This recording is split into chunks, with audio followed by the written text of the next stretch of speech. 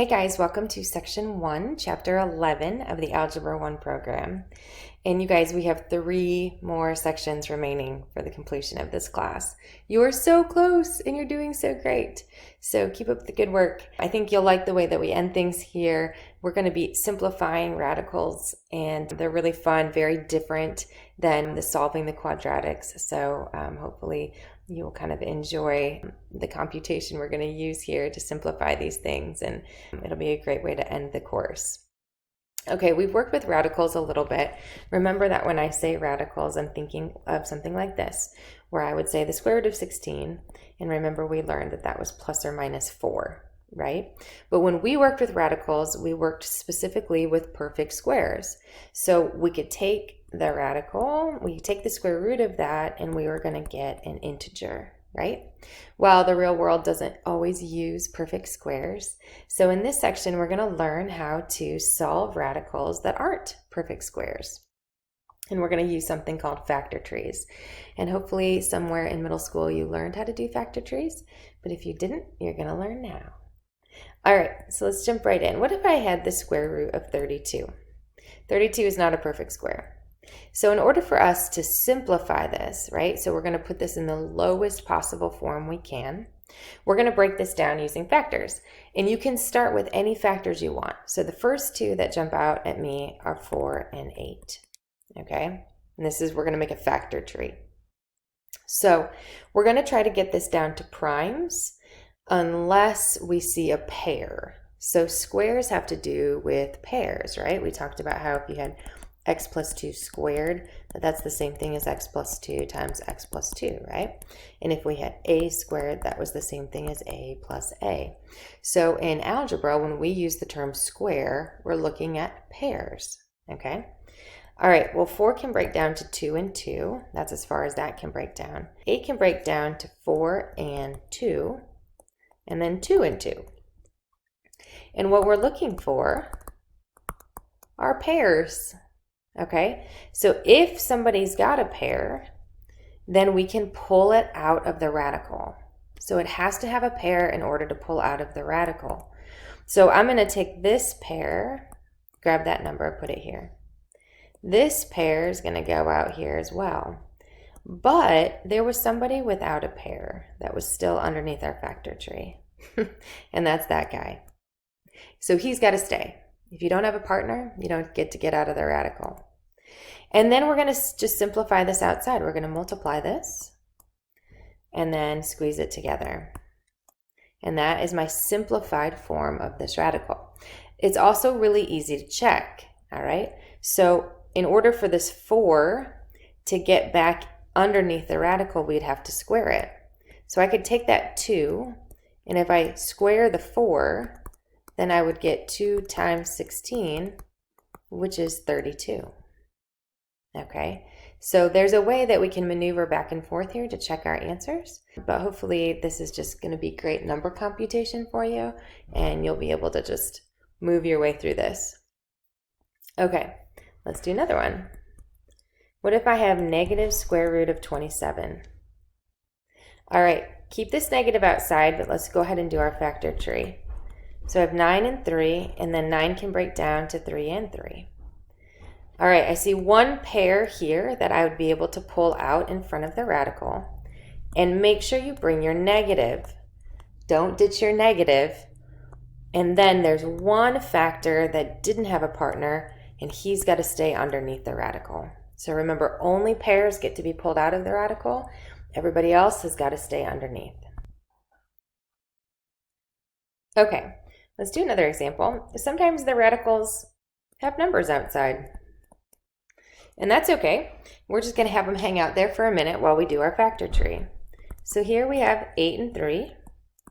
Breaks down to 4 and 2, and then 2 and 2. I've got one pair that can pull outside. Okay, well my 3 is already outside, so we have to keep him. You got to pull him over, don't ditch him. And then I'm going to pull my pair out there. Boy, I'm going to have a lot of rhymes in this section. And then identify the primes that were left underneath the factor tree. And they have to stay underneath the radical. Okay, so now we can multiply what's outside and also multiply what's on the inside. And that is our simplified radical. Okay, so we're looking for pairs, keeping things in the right place. All right, now, like all things, we have to complicate them. And what happens if I use letters instead? What happens if I use letters instead of numbers? Okay, well, the same rule applies. Again, remember that when we were learning how to write exponents, exponents were a shorter way to write what this represents. This is a times a. B to the fifth is b times b times b times b. Again, do the same thing. We're looking for pairs. There's a pair, there's a pair, there's a pair. So you can pull one pair of the a's out, so a to the 1. I have two sets of b's, which when we added would be b to the b squared, because remember, when we multiply terms with exponents, we add the exponents. But then guess what? We had one lone b who didn't have a partner. So he had to stay underneath the radical. Okay, a shorter form to solve this, if you feel like you've been able to internalize the representation here, is to remember that the square root means we have a 2 basically there. And we could divide the exponents by 2 and figure out what we needed to pull out. So if we have a squared divided by 2 would give me a to the first. That pulls out front. We have b to the fifth divided by 2. That gives me b squared plus an extra b to the 1, right? 5 divided by 2 is going to go in 2 times with 1 left over. So b squared is going to pull out, and then 1b is left underneath. Okay, so I would do this expression until you've been able to internalize it. And then if you're ready, you can kind of do this little shortcut, which is just dividing the exponents by 2 and leaving what remains underneath. Okay, we got lots of practice, don't worry. So let's do the square root of 48s to the third. So now we have 2 pieces. We have to do the factor tree for 48. So let's do like 16 and 3 and 4 and 4. Now I could break down 4 and 4, or I could realize that that's just a pair already, so I can leave him. And then s, I have s times s times s. All right, so s has got a pair, but 1 has to stay underneath and 3 has to stay underneath. So I pull out my 4, I pull out my s, and then my 3s has to stay under there. So it'd be 4s square root of 3s.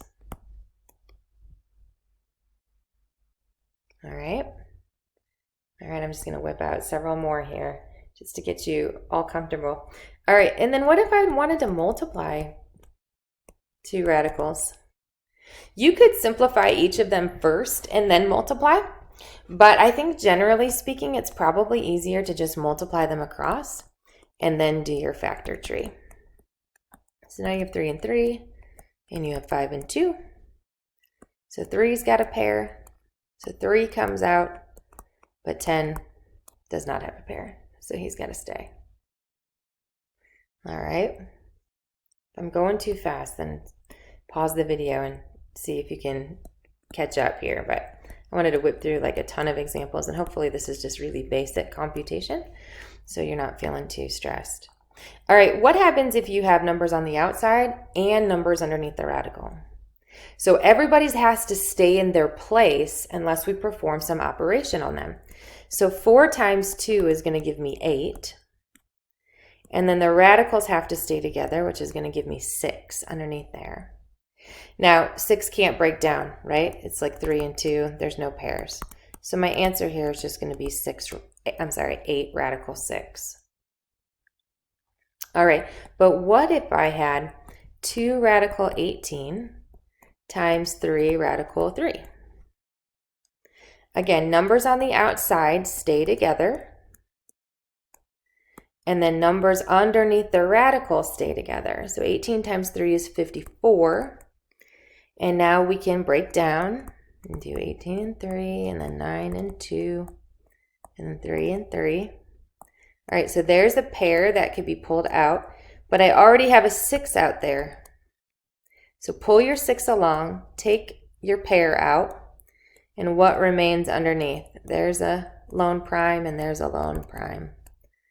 So this is going to be 18 root 6. All right, oops, let's see if I can move this up. All right, I got 2 more for you. I'm just going to give you a million examples here. What if I have 2n times 12n? This is just a great review for you. So we multiply the numbers and we add the exponents to simplify here to get it into a single expression. Okay, now we can do our factor tree. 6 and 2, and then 3 and 2. All right, I got to find my pair. There's a pair, the 2's, right? And then remember my n times n. All right, so I can pull a 2 out. I can pull an n out. But what remains? 2 and a 3, which is going to give me 6. All right, so this is kind of like putting all of these basic computations that we've learned throughout the year together. Let's do one more. If you can do this one, you can do anything. What if I have 5 square root 3x times the square root of 15x to the 4th? All right, 5 on the outside is all by himself, so leave him alone. It's like 5 times 1, which is just 5. All right, you're going to multiply your numbers underneath. 3 times 15 is going to give me 45. Then we're going to add our exponents to make this a single expression. Once we do that, now we can break down 15 and 3, and then 5 and 3. All right, so 3's got a pair, and then x times x times x times x times x. There's one pair, there's 2 pairs. All right, so outside, I have my 5 from here. I have my 3 from this pair. Then I have x squared. I have 2 sets of x's. And what remains underneath? There's a 5 and an x all by itself. So we get 15x squared, square root of 5x. And that's it. Okay, hopefully that's like a nice breezy change from last chapter, which was a little bit tough. So go ahead and finish up your notes, read through the examples, and begin your assignment.